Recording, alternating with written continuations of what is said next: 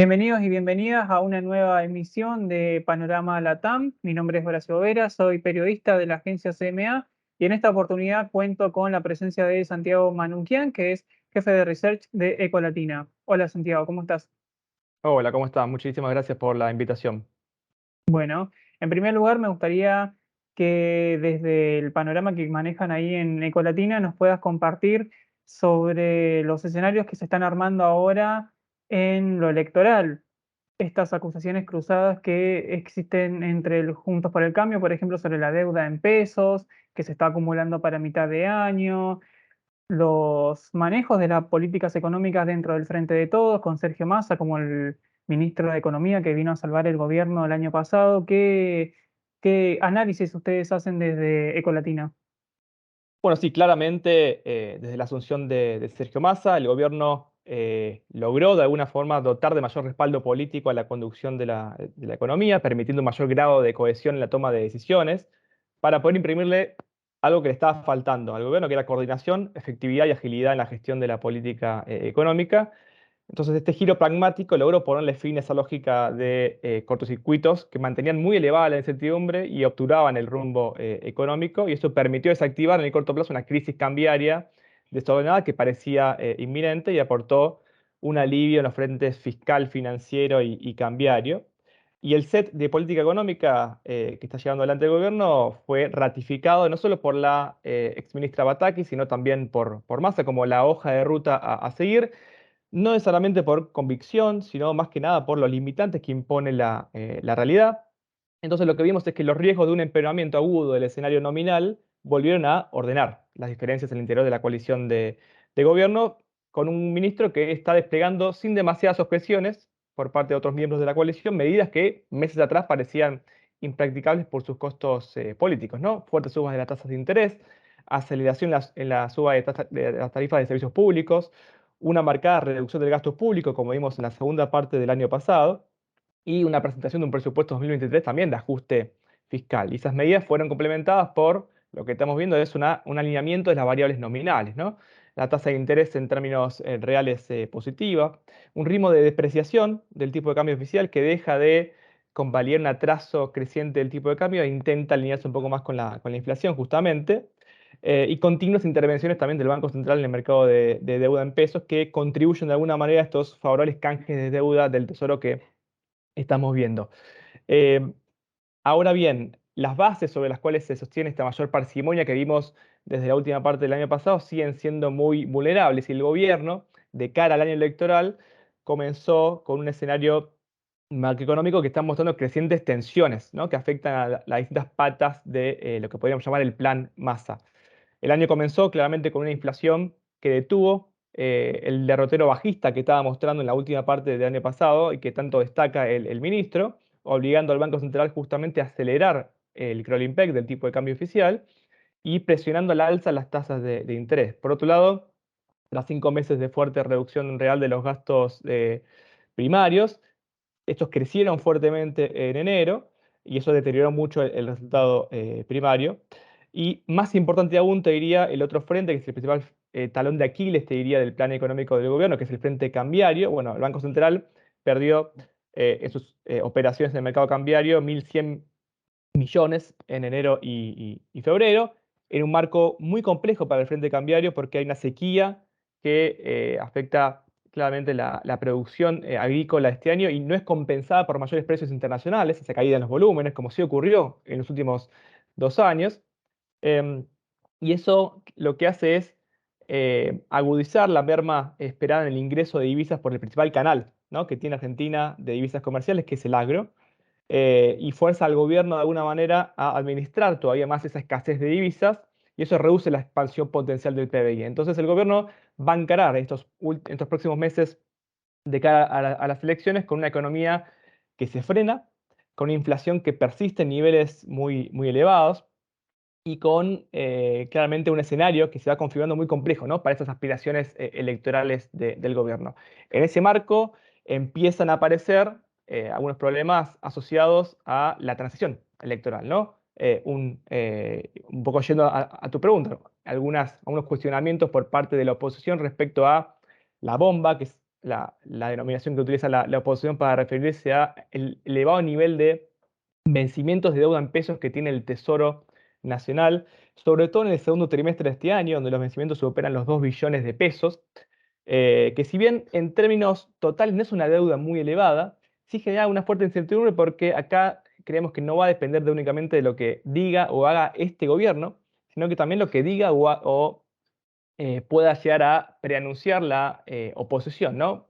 Frente claramente ante elevadas probabilidades de que haya un cambio de gobierno a fin de año. Entonces, ahí tenés los tres frentes principales de batalla que tiene el gobierno. Por un lado, el frente de los dólares. Hay escasez de dólares, eso limita la actividad económica y genera presiones cambiarias. Y el gobierno hace todo lo posible para poder evitar el escenario más pesimista, que es que haya un salto abrupto en el tipo de cambio oficial, una devaluación que acelere fuertemente los precios aún más de cara a las elecciones. El segundo frente es el frente de los pesos, que es esta montaña de deuda de vencimientos que tiene el gobierno en los próximos meses y que se han ido acumulando por la dificultad del gobierno para poder generar un perfil de vencimientos hacia 2024 para poder colocar deuda después de las elecciones y en un marco en el cual hay restricciones político-sociales para poder instrumentar un ajuste fiscal más agresivo, ¿no? Entonces la oposición lo que le pide al gobierno es no nos dejen este nivel de desequilibrios, hagan el ajuste ustedes fiscal, pero el gobierno ya lo está haciendo, pero tiene dificultades para, de vuelta, restricciones desde la propia coalición y sociales para poder instrumentarlo más fuertemente. Y el tercer frente es el de la inflación, que no solo una inflación elevada le quita capital político al gobierno de cara a las elecciones, y por eso el ministro tiene como uno de sus principales objetivos ir reduciendo paulatinamente esa nominalidad, sino que si la inflación vuelve a acelerarse como estamos viendo actualmente, esto le genera una nueva ronda de presión al esquema económico del gobierno, porque lo fuerza al gobierno a acelerar el movimiento del tipo de cambio oficial, como estamos viendo ahora en febrero, y por otro lado, si el gobierno decidiera no aumentar el tipo de cambio al ritmo de la inflación, generaría un mayor atraso cambiario y eso pondría más en jaque las posibilidades de acumular reservas. Entonces, para sintetizar, el gobierno está en un año con una economía con muchas restricciones, con márgenes de maniobra que se han ido cada vez limitando más. Y entonces, para poder evitar ese mal mayor, que sería un salto abrupto del tipo de cambio, los controles a las importaciones, ese sesgo más contractivo en la política económica, subiendo las tasas, reduciendo el gasto público y la caída en la cosecha, que no solo reduce la cantidad de divisas, sino que tiene un impacto directo en la actividad económica, bueno, genera un panorama bastante complejo para un gobierno que quiere revalidarse en las urnas, ¿no? Ujú. Y Santiago, hay una medida específicamente que el gobierno rechaza tomar desde el año pasado, que son la suba de las tasas, que es algo que se espera a veces en el mercado, sobre todo cuando se conoce el dato de inflación, que ahora está aproximadamente en el 6%. Se espera que para febrero sea igual, se descarta la meta del 60% anual, pactada con el FMI, y quiero realmente saber cuál es el motivo detrás de esto, que desde el punto de vista que ustedes manejan, ¿cuál es el verdadero motivo por el cual las tasas permanecen en el 75% desde septiembre, si mal no recuerdo? Mira, yo antes te comentaba que parte del giro pragmático que dio el gobierno cuando asume Massa es empezar a hacer algunos ajustes para reducir desequilibrios económicos. Uno de ellos fue una fuerte suba en la tasa de interés, que si bien se venía subiendo en la primera parte del año, lo que hizo Massa es acelerarlas. ¿Para qué? Para poder cumplir con una de las promesas dentro del acuerdo con el FMI, que es que las tasas estén en terreno positivo, es decir, que le ganen a la inflación. Hoy la tasa de interés, desde aquel momento en que llegaron al 75%, están rindiendo más o menos un 6,3% mensual, una tasa efectiva, ¿no? Frente a una inflación que, como decís, nuestro relevamiento ahora de febrero nos da un poquito por encima del 6%, pero lo que podemos decir es que en los últimos meses estuvimos viendo una tasa de interés real positiva. Es decir, el gobierno logró algo que se venía proponiendo, pero lo que estamos viendo claramente es que esta inflación que se venía desacelerando en la última parte del año pasado comienza a mostrar una reversión en este año, y entonces ese colchón de tasa real positiva se va achicando. Y en enero fue de solo 6,3% esa tasa real positiva. Entonces surge el interrogante si el gobierno va a instrumentar próximamente alguna nueva suba de tasa para poder robustecer ese colchón de tasa real. ¿Por qué es importante la tasa real en este esquema? En primer lugar, para poder mantener contenida la brecha cambiaria. No te hablé de la brecha cambiaria antes, pero también es uno de los principales objetivos del gobierno, mantenerla quieta. ¿Por qué? Bueno, porque hemos visto, sobre todo en julio del año pasado, cuando hubo un salto abrupto en la brecha cambiaria, llegando a la zona del 150%, hoy la tenemos alrededor del 90% de esa brecha cambiaria, que hay mecanismos fuertes de traslado a precios por la incertidumbre que eso genera en un marco en donde las importaciones siguen controladas y donde se genera en esos casos una mayor incertidumbre sobre el costo de reposición de esa mercadería.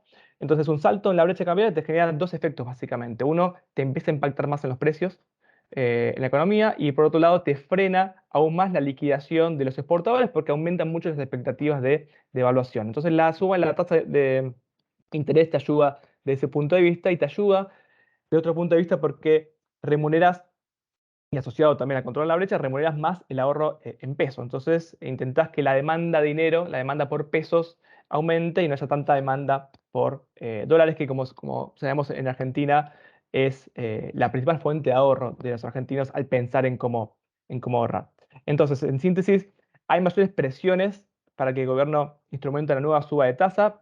No es negativa, es decir, creo que el gobierno está más o menos cómodo ahí porque tiene un impacto también subirlas, ¿no? Si no, ya la hubiesen subido antes. ¿Cuál es ese impacto? Bueno, principalmente que eh, el déficit cuasi fiscal que tiene el Banco Central por haber emitido una gran cantidad de pasivos remunerados, de LELIQs, pases, hace que ya la emisión, lo que se llama la emisión endógena, la emisión asociada a estos pasivos remunerados, mes a mes sea muy elevada. Entonces, si la tasa de interés sube aún más, esa emisión asociada a estos pasivos va a seguir subiendo y eso le genera al gobierno, bueno, una dinámica que puede llegar a ser problemática hacia adelante. Entonces ahí tiene una primera restricción. Por eso el haber emitido tanto en el pasado te genera una restricción de política económica donde vos no puedes utilizar como te gustaría tanto la tasa de interés como una herramienta de política económica. Entonces el gobierno se encuentra ahí con una dificultad.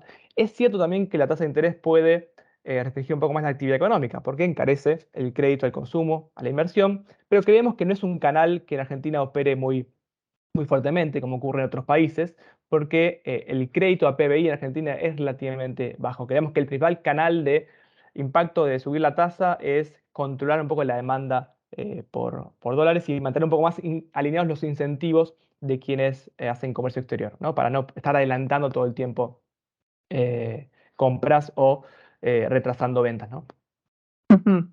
Y de todas formas, en este país siempre rigió la demanda por dólares históricamente, como así también la inflación, a mí me gustaría saber cuál es el factor real por el cual aumentó tanto la inflación en los últimos meses, porque se puede hablar de la emisión monetaria, se puede hablar de el salto en la brecha, como recién mencionaste, que también genera presión en los precios, se puede hablar de las consecuencias de la pandemia o de la guerra en Europa.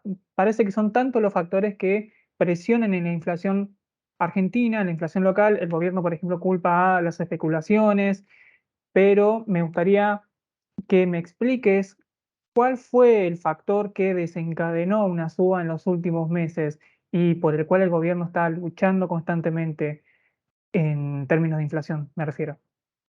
Ok, para ponerle un marco histórico al dato de inflación que tuvimos el año pasado, que fue cercano al 95% interanual en diciembre, que fue la inflación más elevada en los últimos 32 años, desde la salida de la última hiperinflación, que Argentina no tenía una inflación de estas características. Primero recordemos que 2022 ya había comenzado con una muy fuerte inercia inflacionaria de lo que había dejado 2021. Entonces los analistas ya esperaban que para 2022 la inflación fuera del 50% anual. Claramente terminó siendo del 95 prácticamente el doble. ¿Por qué? Ahí fundamentalmente ocurrieron dos shocks el año pasado que elevaron fuertemente la inflación, desanclaron las expectativas y generaron mecanismos que contribuyeron a retroalimentar esa inflación. El primer shock fue en febrero-marzo con la irrupción de la guerra de Rusia en Ucrania y con eso el impulso que le dio a los precios internacionales de la energía y los alimentos. Eso se vio trasladado claramente al IPC, no solo de Argentina, como hemos visto, sino a lo largo y ancho de todo el mundo.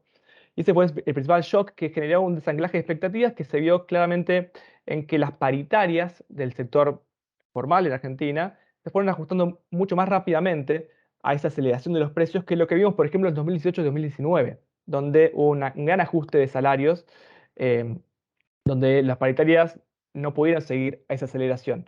Entonces, el año pasado vimos que las paritarias claramente lo siguieron, eso claramente protegió al sector formal de la economía, pero contribuyó a retroalimentar esa dinámica inflacionaria hacia adelante y a alimentar un poco esto que venimos ya machacando hace mucho tiempo, que es la inercia inflacionaria. ¿Qué es la inercia inflacionaria? Bueno, es que en la formación de precios en la economía argentina se está viendo mucho más lo que pasó atrás que lo que se puede esperar hacia adelante. Y con un gobierno que le cuesta coordinar expectativas de que esa inflación va a bajar en adelante, es muy difícil, digamos, que esa inflación, que esa inercia se desarme en el corto plazo. Entonces, los precios son función de los precios del pasado y a eso se le van agregando expectativas, se le van agregando shocks, etc. Sin un, te diría, sin un plan de estabilización, un plan robusto de estabilización que sea técnicamente sólido, que tenga amplio respaldo político, que intente romper un poco con esta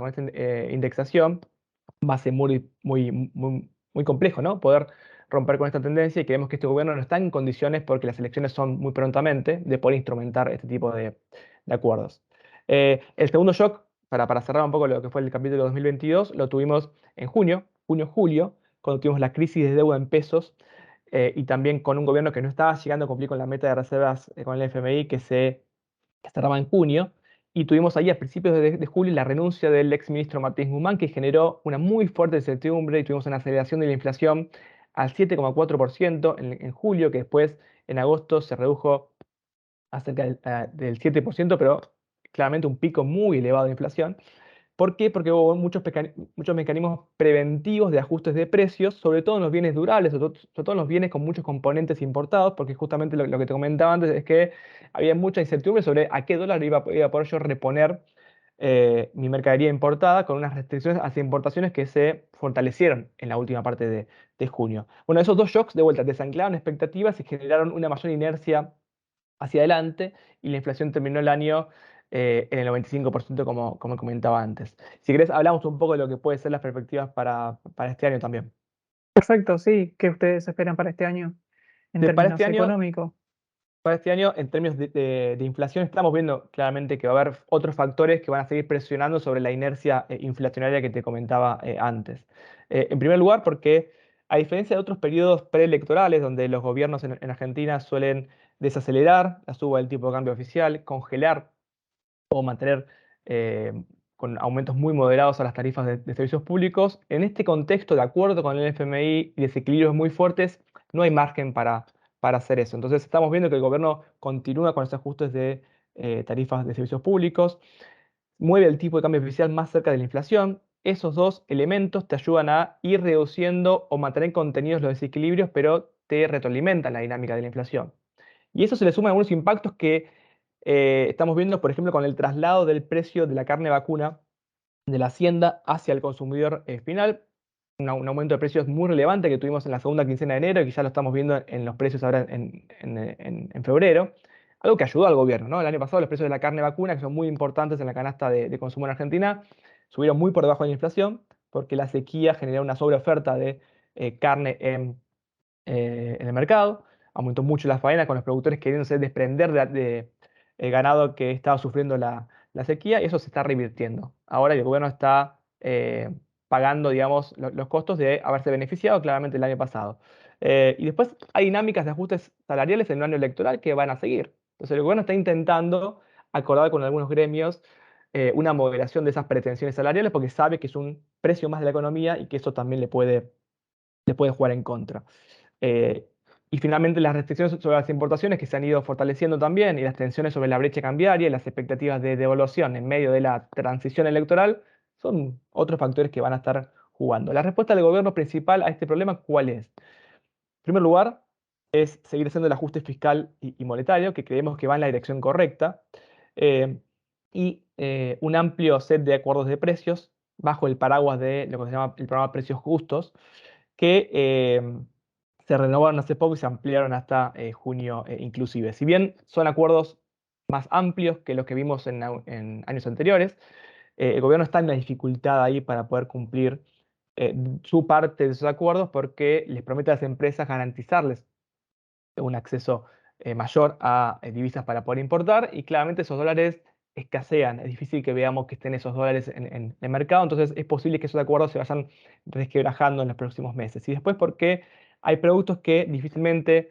puedan entrar ahí, como las frutas, verduras y la carne vacuna que yo comentaba previamente, que por cuestiones de procesos biológicos, por la gran informalidad que existe en estos sectores y por el impacto propio de la sequía, que estamos viendo ahora sobre estos precios, van a seguir impactando, creemos, en los precios en los próximos meses, más allá de acuerdos puntuales que el gobierno ha ido haciendo con el sector de la carne y recientemente con una canasta de frutas y verduras. Por lo tanto, en síntesis, vemos harto desafiante esa meta que se fijó el Banco Central, perdón, el gobierno entero de un 60% de inflación este año. Estamos viendo una inflación más cerca del 100% con una actividad económica estancada. Es decir, un contexto de esta inflación, de vuelta, muy desafiante para las aspiraciones electorales del gobierno. Ujú, perfecto, sí, justo quería cerrar con una pregunta sobre la estanflación, este término que ustedes mencionan desde Ecolatina, un escenario de baja producción, malos indicadores que tuvimos en enero y febrero para la economía argentina. Y me gustaría ahora cerrar brevemente, si querés, con una comparación con Brasil, donde existe una superproducción agrícola muy diferente a lo que nos está pasando a nosotros, que tenemos esta sequía que nos está perjudicando las reservas también. Em, pero me gustaría que me hagas un análisis de estos acuerdos que conocimos hace 2 meses, en enero, sobre una moneda común, comercial, si ustedes ven viable esto con las diferencias económicas que tienen ambos países en términos de inflación, bueno, en Brasil hubo un cambio de gobierno muy reciente, ¿cómo ustedes observan esta medida? Bueno, en primer lugar, para poner un marco conceptual a Brasil y Argentina, a esa relación, claramente la relevancia de Brasil para Argentina es incuestionable, es nuestro principal socio comercial y el principal destino de nuestras exportaciones desde hace no menos de 20 años. Y además, y más importante aún, es el mayor receptor de nuestras manufacturas de origen industrial. En general, nosotros le vendemos a Brasil en promedio cerca del 40% de lo que exporta nuestra industria, y así como el Mercosur en general, bueno, Brasil en particular es muy relevante en ese sentido. Pero lo que ocurre es que la profundización de las relaciones comerciales que se han dado en las últimas décadas instauraron una dinámica deficitaria para la balanza comercial de Argentina. Desde inicios de este siglo, en solo 6 años, hemos logrado un superávit comercial con Brasil. Entonces, esta realidad perversa, que tengas un déficit comercial crónico con tu principal socio comercial, tiene lugar actualmente en este escenario que yo te comentaba antes, ¿no? De escasez de reservas, con un año que va a involucrar pagos netos al FMI, bueno, y esta merma aguda del ingreso de divisas comerciales producto de la sequía. Entonces, en este marco, el gobierno, al calor también decimos de la mayor afinidad con la nueva gestión del presidente Lula da Silva, eh, han desempolvado de alguna manera en los últimos meses el antiguo proyecto de esta moneda común entre ambos países y se le fueron sumando algunos entendimientos asociados a la posibilidad de un swap de monedas, la provisión de energía eléctrica también por parte de Brasil, medidas para utilizar monedas locales en el intercambio comercial, entre otros, buscando entonces obtener algo de aire en el frente de las divisas y también financiamiento para la obra del gasoducto Néstor Kirchner, que va a ser fundamental también para evitar mayores importaciones de energía en la última parte de este año. Para Brasil, el incentivo principal de ayudarnos, porque uno se puede preguntar por qué estaría interesado Brasil. Bueno, principalmente porque somos el principal receptor de las exportaciones industriales de Brasil, de una industria que viene bastante alicaída en los últimos años. Entonces, Brasil está intentando mejorar un poco esa relación y que Argentina pueda importar un poco más porque sabe que tiene la restricción de divisas que tenemos y podría verse eh, afectada claramente en ese flujo. Entonces, principalmente la industria automotriz. Entonces, el principal incentivo que tiene Brasil es esta predominancia de los bienes eh, manufacturados. Pero en síntesis, y yendo un poco a tu pregunta, ¿qué esperamos con estos acuerdos? Los acuerdos de vuelta, estos buscan en el corto plazo evitar un freno en las importaciones desde Brasil. y el daño que eso podría causarle a la actividad, no solo de Argentina, sino también claramente de Brasil. Entonces, esas medidas que están en danza, que yo comentaba antes, en donde también están esta ampliación de entidades financieras que pueden ofrecer herramientas de financiamiento para las importaciones y las exportaciones, o la ampliación de plazos, digamos, con esta coordinación entre el Banco Nación y Banco de Brasil, podría tener algo de impacto, aunque creemos que en principio reducido hasta que se vaya instrumentando de la mejor manera. Sí es importante el acuerdo que queremos en el sector energético porque eso implica que Argentina pueda eventualmente, como se dijo, pagar en una moneda propia las importaciones de energía eléctrica o eventualmente que pueda Brasil liberar importaciones que iba a hacer de gas de Bolivia y que eso pueda ir para Argentina en un año donde, si bien Argentina tiene pensado poner en marcha el gasoducto Néstor Kirchner, las importaciones de energía van a seguir siendo muy relevantes. Lo de la moneda en común. Claramente lo vemos como un objetivo de muy largo plazo. En este momento, un poco lo anticipabas vos, las economías de Argentina y Brasil muestran claras asimetrías que hacen muy difícil que se pueda tener eh, un objetivo digo, favorable para los dos países. Fíjese que cuando fue el lanzamiento del euro en su momento eso tardó varios años y requirió también de un marco general donde hubiera una institución financiera que estuviera regulando que haya ciertas pautas a cumplir por parte de todos los países que formaban parte de esa moneda común. Y eso todavía lo vemos muy verde. Pero bueno, digo, obviamente suena muy bien y son anuncios que desde la política sirven, sobre todo en un año electoral. Entonces no esperamos que haya grandes cambios en el intercambio comercial en el corto plazo entre Argentina y Brasil, pero que el gobierno haga de vuelta lo posible para ver si estos niveles de intercambio pueden mantenerse contenidos este año y que no se reduzcan de vuelta por estas dificultades que está mostrando Argentina.